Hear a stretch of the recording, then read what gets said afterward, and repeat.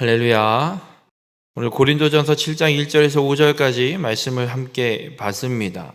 사도 바울은 6장에서 고린도 교회 성도들을 향해서 음행을 저지르지 말고 음행을 피하여서 거룩을 지키라라고 선언을 했습니다.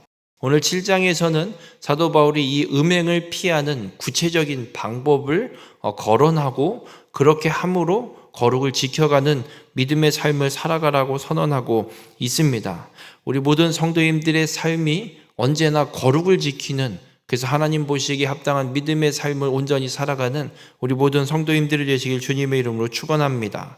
오늘 본문 1절에 바울은 이런 이야기를 합니다. 너희가 쓴 문제에 대하여 말하면, 이렇게 시작합니다.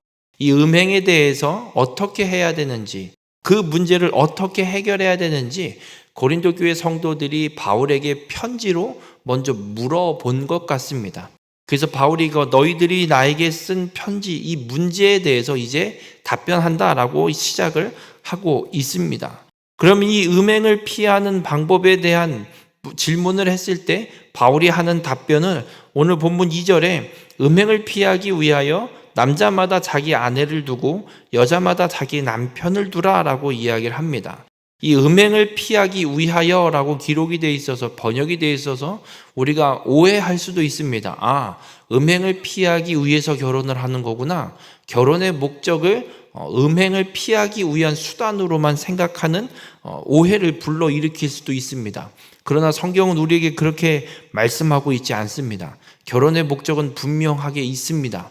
하나님께서 결혼의 제도를 언제 만들어 주셨냐면 창세기 2장에 창조를 다 마치시고 에덴을 창설하시고 아담을 에덴에 데려다 놓고 사명을 주셨습니다. 창세기 2장 15절에 여호와 하나님이 그 사람을 이끌어 에덴 동산에 두어 그것을 경작하며 지키게 하시고, 하나님이 아담에게 주신 사명은 에덴 동산을 경작하고 지키는 것입니다.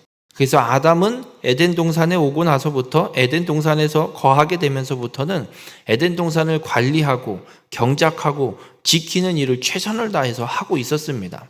그런데 성경은 어떻게 또 이어서 기록을 하고 있냐면 창세기 2장 18절에 사람이 혼자 사는 것이 좋지 아니하니, 하나님이 보시고 아담이 혼자서 에덴을 경작하고 지키고 그 사명을 감당하고 있는 것이 보기에 좋지 않아서 내가 그를 위하여 돕는 배필을 지으리라 라고 하나님이 말씀합니다. 이 공동 번역 성경에는 그의 일을 거둘 짝을 만들어주리라 이렇게 번역을 해놨습니다. 그러니까 하나님이 하와를 만들어서 아담에게 데려다줘서 함께 살게 결혼의 제도를 만드시는데, 이 결혼을 혼자 있는 아담에게 하와를 만들어다 주신 이유는 이겁니다. 하나님이 맡겨주신 사명, 그의 일을 거둘 짝으로 만들어 주신 겁니다. 그러니까 부부는 하나님이 맡겨주신 사명을 함께 감당할 동역자로 허락하신 것이 부부입니다. 그러니까 결혼의 목적의 가장 처음 만들어진 하나님의 결혼의 제도, 이 결혼의 목적은 하나님이 맡겨주신 사명을 함께 잘 감당하기 위해 동역자로 주신 것이 결혼의 목적입니다. 그러면 우리가 오늘 이 본문에 기록하고 있는 음행을 피하기 위해 남자는 아내를 두고 여자는 남편을 두라고 하시는 말씀은 그럼 어떻게 이해를 해야 되는 거냐면, 하나님이 맡겨주신 사명을 감당하기 위해서는 우리는 죄를 떠나고 죄를 행하면 안 됩니다. 음행이라는 죄를 짓게 되면 그것 또한 하나님의 사명을 감당하는데 방해가 될 수 있습니다. 그러기에 음행을 피하기 위해 내게 있는 이 성적인 어떤 욕구나 이런 육체의 어떤 필요한 욕구들을 해결하기 위해서 하나님이 주신 합법적인 성경의 말씀대로 부부의 관계를 맺는 결혼 제도를 통해서 그 욕구, 그 문제들을 해소하고 하나님이 맡겨주신 사명을 부부의 관계를 통해 함께 그 일들을 감당해 나가라고 분명하게 선언하고 있는 겁니다. 우리 모든 성도님들, 우리가 이 땅에서 믿음의 삶을 지켜가는 가운데 하나님은 우리에게 금욕주의로 살아가라고 말씀하시지 않습니다. 그 하나님의 율법과 그 제도 아래에서 마땅히 우리에게 생기는 모든 욕구들을 해결할 수 있는 일들을 하나님이 만들어 놓으셨고, 그 하나님의 말씀과 계명 안에서 그 일들을 해소하고 거룩을 지켜서 하나님이 맡겨주신 사명의 길을 온전히 이루어 갈 수 있음을 오늘 성경을 통해서 주님은 우리에게 말씀하고 있습니다.